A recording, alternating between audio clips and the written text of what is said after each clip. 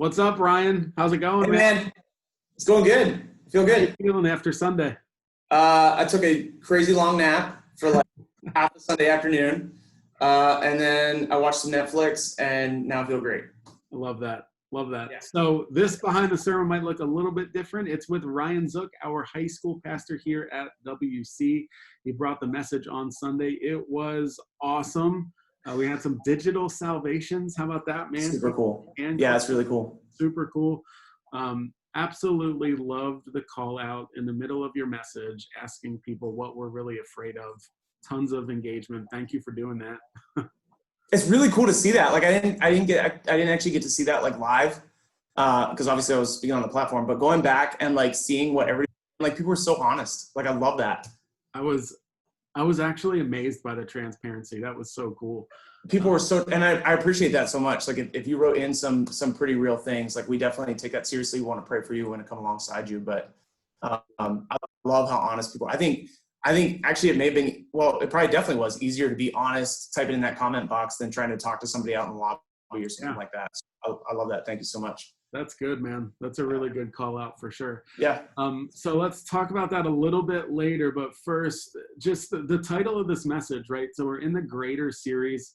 Yeah. You specifically talked about how God's love is greater than our fear. How and why did you land there? Like, give us a little. Well, I landed there because Matt told me to land there, actually. It's like, hey, topic. All right, I'm going to cut this and go to Matt. So. I mean, that's the honest truth. It's actually a really compelling idea, though, because God's love is greater than our fear. They don't actually seem like opposites, right? That's at least what I thought. Like, if you asked me what the opposite of love is, I would say hate. There is something really unique about God's love that it directly confronts fear. And that's actually what makes the idea pretty engaging, I think. That's good. That's a good call out. I like that. So if that was Matt's idea for the title, Go Matt. I don't think that this point would be a Matt point. Weird things happen when we. I don't know why you would think that. Weird things happen when we make the wrong thing greater. Tell me your heart behind that point, because it really set up your message nicely. I like to make sermon points that are like pretty easy to relate to, right? So like a lot of the points, like that was the first kind of major point, but then it's literally like, what is this woman afraid of? What are these men afraid of? Like they're pretty simple, relatable things. Yeah. And I think it's actually true. Like I think when we choose to make the wrong thing greater, like life gets weird. And the reason I chose weird specifically is because Jesus still loves us when we make the wrong thing greater, right? Like God's love is still there for us. We just have our priorities mixed up. So it's not like we lose out. We don't lose out on, salvation, so to say, but like we miss out on what God has for us, I think. So that's why I say like weird things happen, because you actually just miss out on what God actually has for you. Like if God's love is the foremost thing in your mind, you're actually lining up with his plan and you're following what he has for you. It's the best life you're going to live. Man, that's really good. So The scripture that you talked about soon thereafter that point was essentially the woman that was caught in the act of adultery. Yeah. I love how you talked about like what was she afraid of? Yeah. But then what was she really afraid of? So talk to me about that a little bit. What do you think she really was afraid of in that moment? So the reason I ask those things, because I think it works in real life too.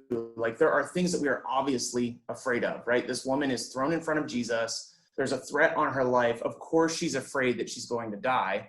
And there's always more deep-seated fears that are less obvious. I think it's probably true for everyone. Like we have these really deep-seated fears that we're like very rarely honest about. And so that's why I think it's compelling to kind of drill into these characters. One, because I want us to understand that these characters are real people. Yeah. If you've been a Christian for a long time and you've heard these stories a lot, you quickly lose that. Like you quickly lose that this actually happened. It's a real historical event. And so this is a woman who's actually scared, and she's scared for her life, but she's actually scared to be unloved. And so she makes a lot of choices in her life. We don't hear about them. We don't know about them. They're not recorded, but obviously she's a prostitute somewhere. So she's missed the point somehow. And I think it almost has to be that she's afraid that people won't love her and accept her. Like she's afraid she won't belong in that culture because she didn't. Wow. So yeah. I love that you didn't just stop there either. You talked about what are the Pharisees afraid of? Afraid of Jesus. Also, what was Jesus afraid of? You know, that was something you don't hear a lot about. Well, because it's not completely theologically sound. Jesus wasn't actually afraid at all. But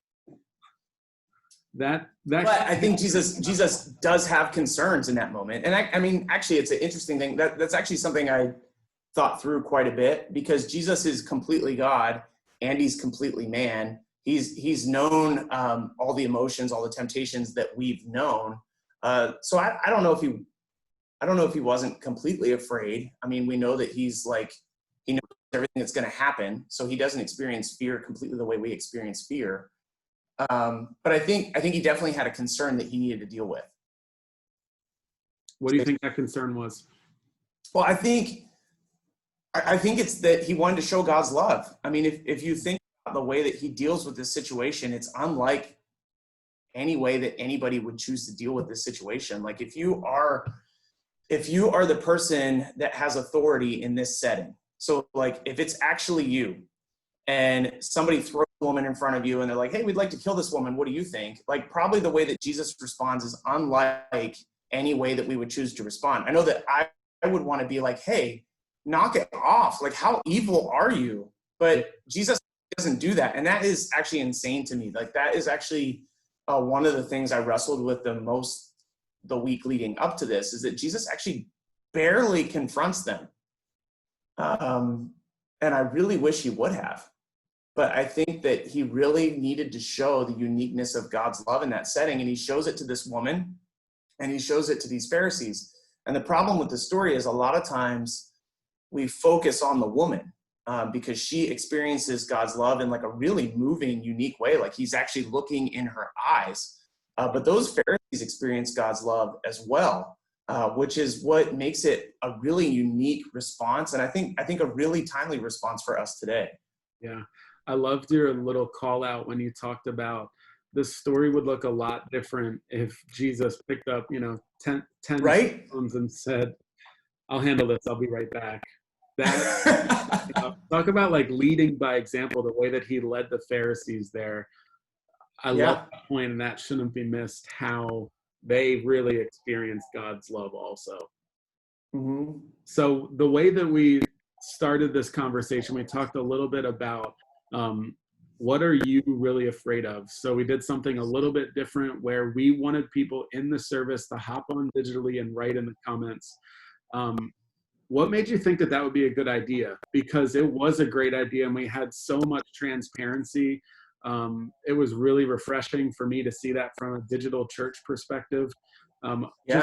Why did you land there? Just talk about that a little bit, because that's not something that is really, it's not super traditional, right? Sure. Not the definition of traditional either. So I understand that, but yeah, it's a little bit of an experiment, to be honest. I'm like a verbal processor. So I was like bouncing my sermon ideas off of anybody that was willing to listen. And so there was a group of us talking through this sermon idea, and Heather, who I work with a lot, she was like, hey, like, what if we actually just ask people what they're afraid of? And it was like, whoa, that would be really cool. So we have this platform now, and we've had it for a long time, but we have this online platform that allows people to respond in real time in a way that's not, it's a lot more comfortable, I think. Yeah. And it almost has to be, because if you look at the responses that we got, like they are very honest, they're very raw. And I just really I want our church, I want Big Church to be a place where that's appropriate. And so it's a little bit of experiment. Like, how crazy would it have been if nobody did anything and be like, oh, that was crazy. Sorry, we tried that. But that's not what happened. I mean, we had an incredible response. And honestly, like, man, the things that people shared about, like, I'm actually kind of heavy with those things today. Because it's real and it's raw, and it's like, okay, like, it's one thing for God's love to confront the fears of people 2,000 years ago dealing with things that we don't deal with anymore. It's a whole other thing to understand that God's love confronts like broken marriages and broken relationships and political divides that are so severe. And just like the tensions in our culture, like God's love still confronts those things. And it's real and it's powerful. And so it's pretty cool to see that. Like, I hope that we can handle that well in this moment. That's really great. I obviously loved being a part of that, loved seeing that, loved being able to pray with people that left some of those comments. Yeah. A really, really cool moment. Before we wrap up here, I'd love to know, like, what are some ways that we could apply this to our lives, like throughout the week? This story, points that you talked about, how would you apply it? So it's always a really, it's always a tough balance for me, right? Like, for me personally, God's love is a tricky thing because I am like so driven towards practice. And if you heard me speak yesterday, like you probably felt that a little bit. Like, I sometimes be so heavy on, like, guys, like, God showed us this perfect love and he's given us this incredible opportunity to show that perfect love. We've got to show that love. But there's also this piece that's like, we've got to experience that love. Yeah. So there is this really cool balance of church. Like, we can experience God's perfect love. We can actually rest in the fact that we don't have to prove anything.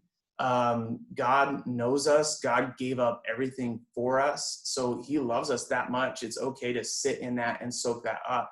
But I also really believe, like, there is no plan B in our culture. Like, God's not up there like, well, if these guys don't get it, I guess I'll do something else. Like, his answer to this moment is us. Like, it is his church.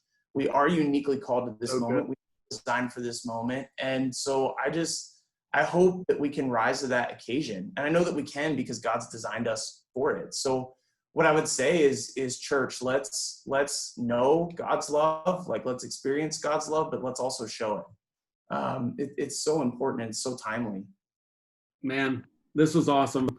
Thank you so much for bringing, not just like bringing great message, but just going to places that people aren't really going to on their own. What are you really? Yeah, sure. You know, I appreciate that, man. Thank you for preparing so well. Thanks for taking this time. Any parting shots for you? Parting shots. Let's pray for each other. If you were in the comments yesterday, and I know a lot of you were, so if you were in the comments yesterday and somebody commented something that made you kind of uncomfortable or made you feel a little bit uneasy, maybe somebody commented something that you're like, man, they are wrong. I was just remember that they are real fears that people have. That's good. That's the challenge of church today, is that we have, like, to be completely transparent, man, like actually some of my favorite comments in there where I am terrified that Trump might win. I am terrified that Trump might not win. And that's the reality of our church. Yeah. Even though people are tense or people are cautious or people are scared, like, they actually shared real concerns. And we want to bring God's love. We want to show God's love to all those concerns. Like, it's the unique role of the church to do that. And actually God's love can overcome all those tensions. And so we need to continue to look to Jesus. We need to continue to ask God's Spirit to kind of like shape us and mold us. We need to be concerned about what God is concerned about. And so that's my real challenge. I hope that's what you took away from yesterday. I hope you're encouraged. I hope that you are knowing God's love and experiencing God's love. And I hope you're encouraged to show it to other people. Big thumbs up. Way to go, man. Thank you so much. Cool. Appreciate you. Yeah, appreciate you, man. You're doing great. Thank you. See you later. See ya.